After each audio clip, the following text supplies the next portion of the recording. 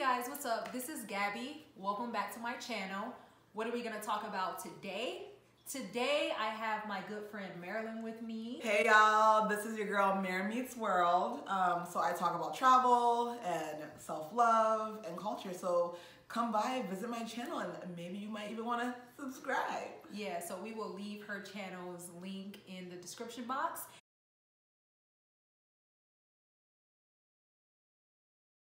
Marilyn and I actually met in South Korea. We met like, what, 5 years ago? 5 years ago. It's crazy. It's been a minute, guys. I am happy to be able to talk to her today because she is going to share some of her experience getting her bachelor's degree in social work, and we're gonna catch up with her and see how she has utilized that degree. I wanna know, so how has social work prep you for what you're doing today in your career?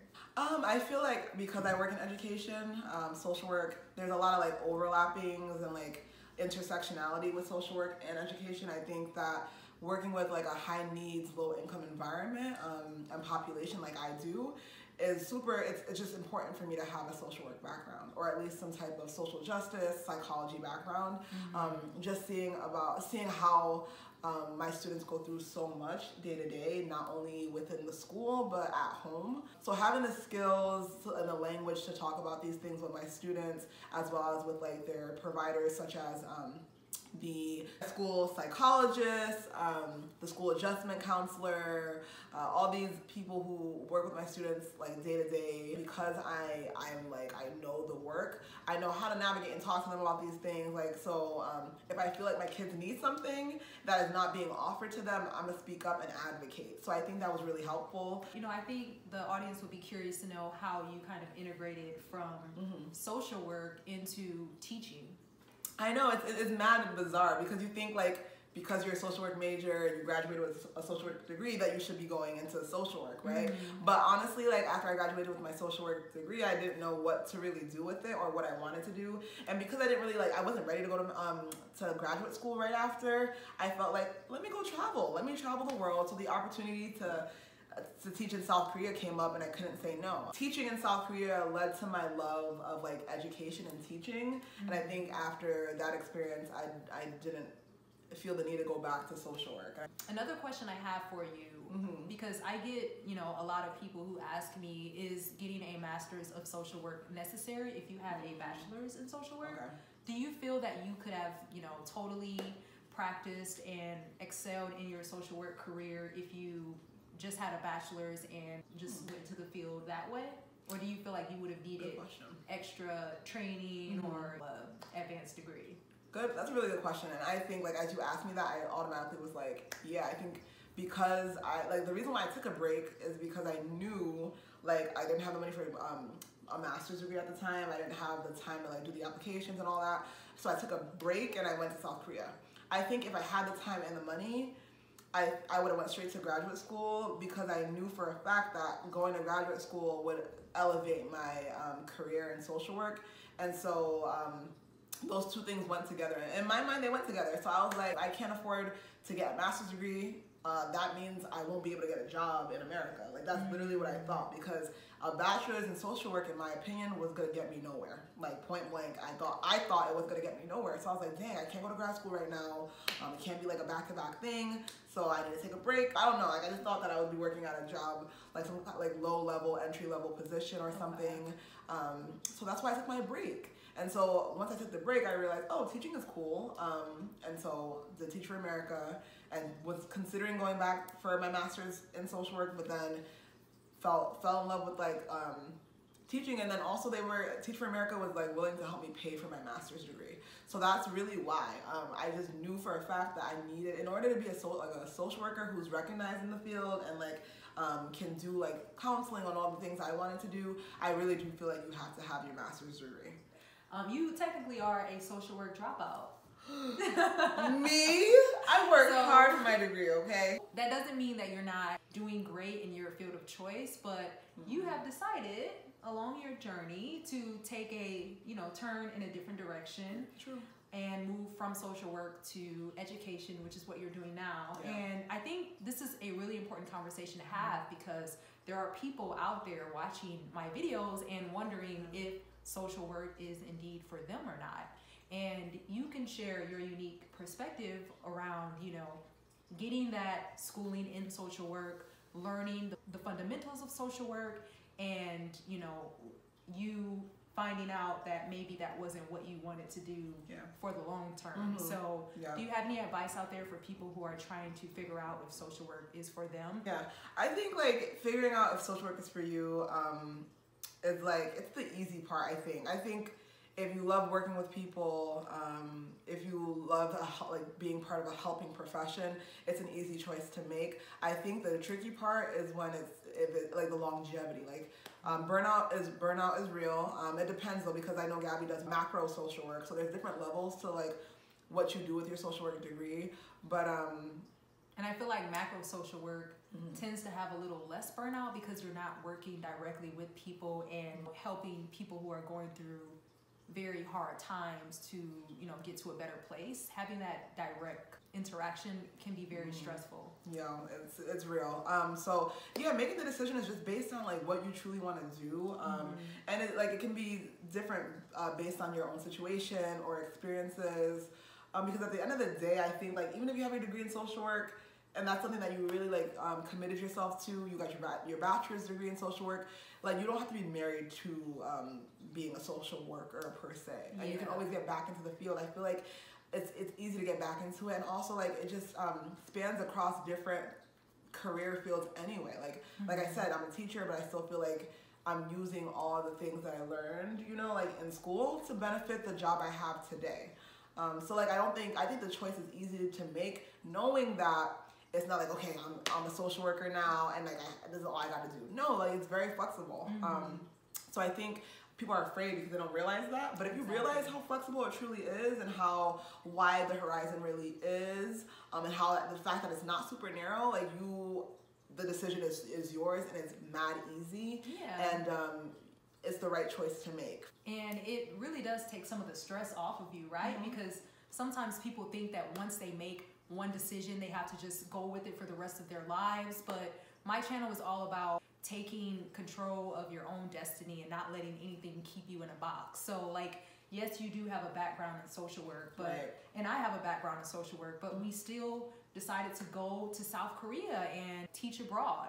That's something that's very unconventional. We are using our background in social work in very interesting ways. Like now you are teaching, and myself, I am working in corporate philanthropy in a corporation. You know, in corporate America, people don't usually think about a social worker in these roles. And I know you don't technically consider yourself a social worker, but you do have that background and that foundation.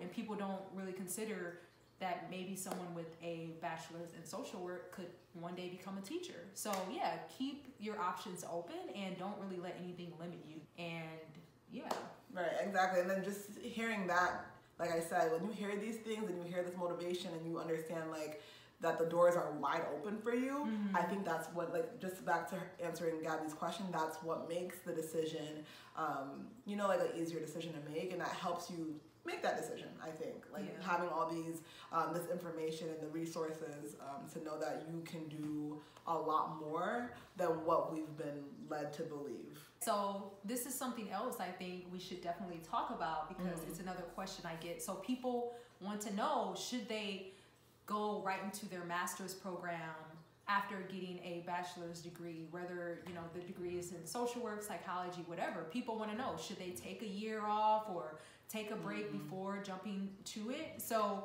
we have two different perspectives because we went different routes. So with yourself, like you said, you got your bachelor's in social work, and then you went abroad and, you know, taught in Korea, which is where we met. And myself, I got my bachelor's in psychology, and then right after I jumped into my master's degree. For me, honestly, I was so young when I got my master's degree that I had some doubt. I didn't know that it was the right decision at the time. Like I went through maybe a 2-year period wondering why I went into so much debt to get this degree. Yeah, because I was not 100% sure that social work was actually for me. I feel like naturally, being young and going right from my bachelor's to a master's program made me more unclear about what I wanted to do with my master's degree. But your situation is different. Can you talk a little bit about what you did and why you decided to go that route? Yeah, I think, it's like the flip side of what Gabby's saying. I did not go straight into a master's degree program. I took like a couple of years off, and like now that I'm thinking about it, or like a year and a half-ish to 2 years off. It was just like I said earlier, mostly because I felt like I didn't have the money or the time to get my master's degree, and I didn't want to go into a lot of debt doing it. And also I don't think I was really sure what I wanted to do. And even to this day, I'm not sure where I see myself long term and like what profession is like the best profession for me. And it's just a big decision to make. So I think if you're not completely sure and it is costly, to take a step back. Like you don't need to force yourself to go into school. Like really think about it, like let it sit with you for a while and reflect on like what you like doing and what you want to continue doing to benefit your life and your future. I don't know. There's pros and cons because I think, you know, once I got my bachelor's degree, I was very like motivated to continue on with my educational journey. So that helped me to be passionate and like excited about going back to school because I didn't take a break. So I was still in that like school, you know, scholarly mindset. Oh, I see what you're saying. Yeah, but that makes sense. I think for a lot of people it makes sense to take a break because honestly when you first graduate you don't know who you are. Like you're so young. Yeah, you still need life experience to help you to figure out what you dislike, what your passions are. It just so happened to work for me that I got my master's degree right after my bachelor's and I found a path for myself, but I definitely did have that time where I was wondering, should I have taken that break? And if I could do it all over again, I'm not totally sure if I would have taken it or not, but okay, that's real. I think it could have been helpful though, just to help me to not have to go through that period where I was kind of stressed out about if I made the right decision or not, and that kind of thing. But yeah, is there anything you want to add? I think like what was helpful for me is just before I even like switched my major to social work, because funny enough, I went to school for microbiology for the first 2 years. Oh wow. Yep. Did not know that. Yeah, microbiology for 2 years. But like I said, if I did it in 4 years and got my bachelor's degree, you can as well. But like because a lot of things overlap with social work, which is crazy. Like there were classes I was taking as a microbiology major that like overlap with social work, so I didn't have to like retake all these credits. It was great. But I think like doing research beforehand really helped me personally. I was like Googling careers in social work, like top jobs for social work majors, and like they give you a whole list of all these things you can do. It's a lot, y'all, okay? Don't sleep on social work. It's a lot that you can do.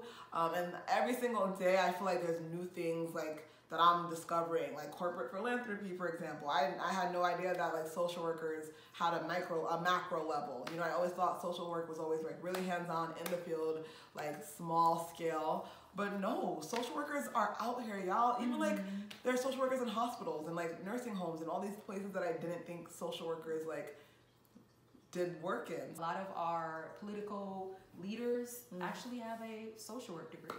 So we're everywhere. So cool. That's what, guys, if you just like literally thinking about it, it's amazing, okay? It's a very multidisciplinary field. So, all right. I'm super happy that I was able to sit down and chat with you about what you're doing these days, especially after life in Korea. So, super happy. But I hope you guys enjoyed this video and hearing from someone else who has a different perspective and different experience. So if you have any more questions for Marilyn or myself, please leave them in the comment section. On that note, I will talk to you guys later.